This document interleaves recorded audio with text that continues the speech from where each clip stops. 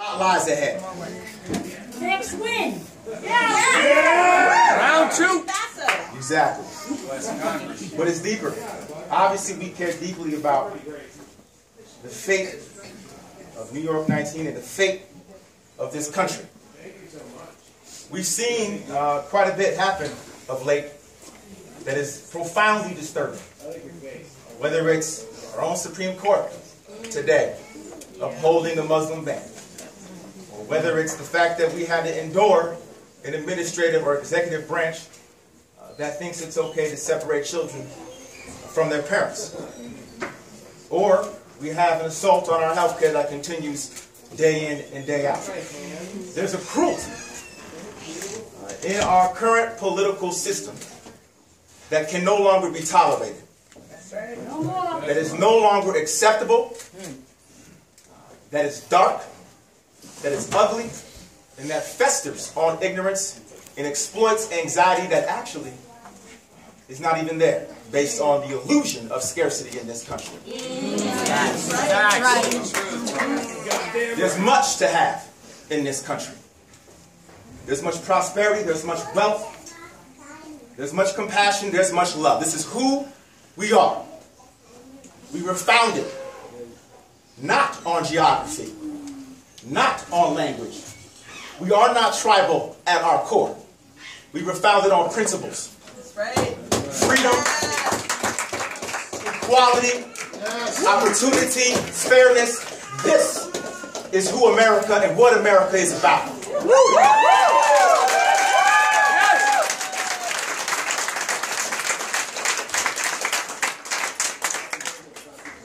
We are aspirational at our core.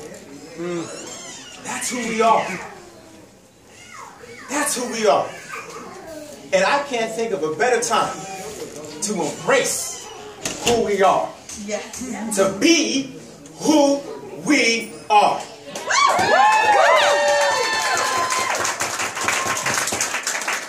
And how does that translate in policy? How does it translate for folks on the ground who are hurting? It translates in things like universal affordable health care. It translates in funding our public schools. It translates in infrastructure that actually provides for roads and rails and broadband access and cell service to folks. It translates into moving from fossil fuel to renewable energy. It translates to a future, a vision for a way forward, and not holding on to the present for the sake of power at the people's expense. Now, we have a congressman right now, in John Faso, who by his record has demonstrated a willingness to defy the will of the people. That's a fact. And it is imperative that we as the people react accordingly. And engage. And work. But do so with the conviction of your principles. Do so with the conviction of love and heart and compassion and empathy and a fire for truth. Amen. For truth. Now is not the time to be angry. Now is not the time to be personal, to be nativist, tribal. Now is the time to transcend all of that and bring back hope and prosperity and opportunity for everybody right here at home.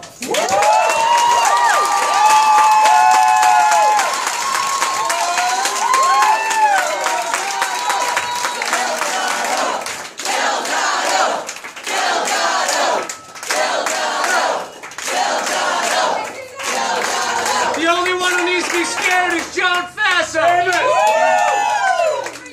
Now, before I bring this to a close, I do want, and I wanted to put these off a little late because they meant that much to me coming down the stretch in terms of how we ultimately were able to win this race, in the primary, that is. First, I want to acknowledge the support and the endorsement of Citizen Action.